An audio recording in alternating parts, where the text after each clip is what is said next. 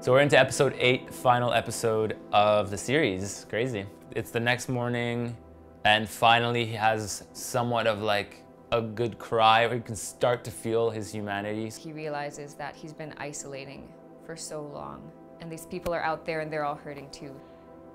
It's time to try to make it up to Megan. Shows up at Megan's house with a coffee, a little peace offering, but she got so smacked in the heart last night by him, and she just does not want to revisit all of the Hannah stuff. But he still tries and sort of stays there. And Megan has such a big heart, and she's like, yeah, I'll be mean to you, but you know, I'll be cold to you, but I love you, so are you coming in or what?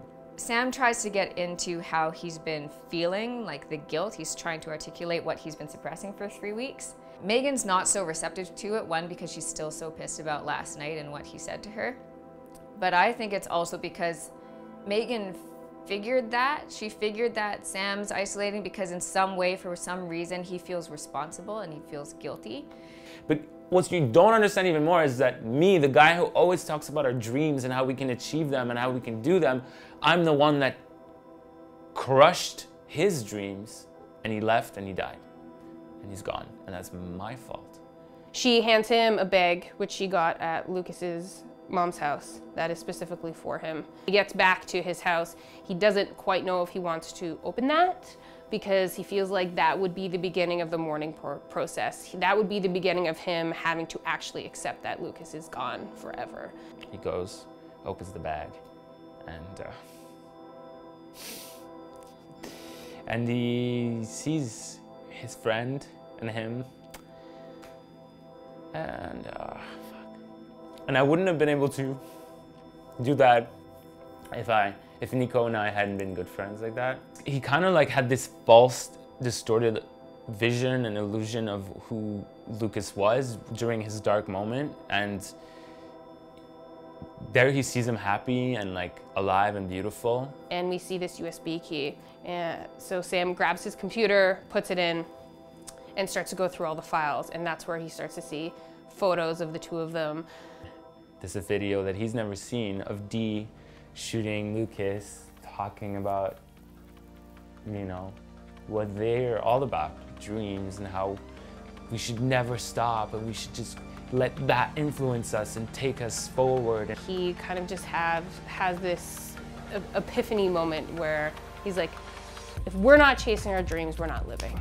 If we're not following the music, if we're not following the rhythm, then what's the point of all of this? And that really hits Sam really hard, because it allows him to see the true Lucas and how Lucas really lived throughout his entire life, and not just in those last moments. He realizes, oh my gosh, like Lucas is in me, like I continue his legacy, our legacy. He goes into the studio and he has purpose. We see him eating for the first time.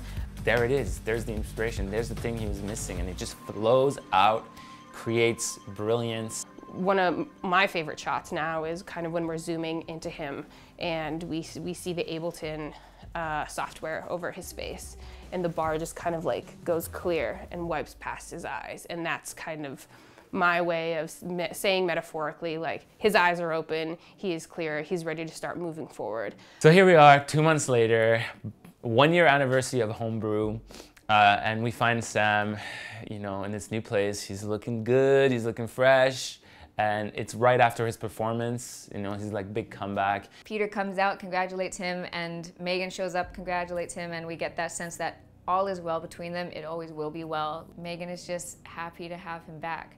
Megan runs up with Aaron, the new intern. They're both so ecstatic about Sam. He's like, this is like the epiphany of like success for him. It's Megan and Sam, and they have this heart-to-heart moment, connecting over Lucas and connecting over everything that's happened. He's found his balance, which is very important.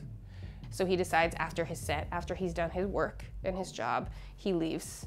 And he takes that walk. It's that clarity, it's that meditational walk to make sure he stays on that right path. He had to find it for himself. He had to find it for himself. And that's where we kind of flash through all of these moments, these powerful moments throughout the That's My DJ series of characters really taking chances, of really connecting with themselves and pushing themselves past their adrenaline point and jumping off that metaphorical cliff. Really acknowledging that there's going to be highs and huge lows, and that is life. I think there's just such gratitude to be alive and to realize that you have to live as fully as you can. And that's our end of That's My DJ.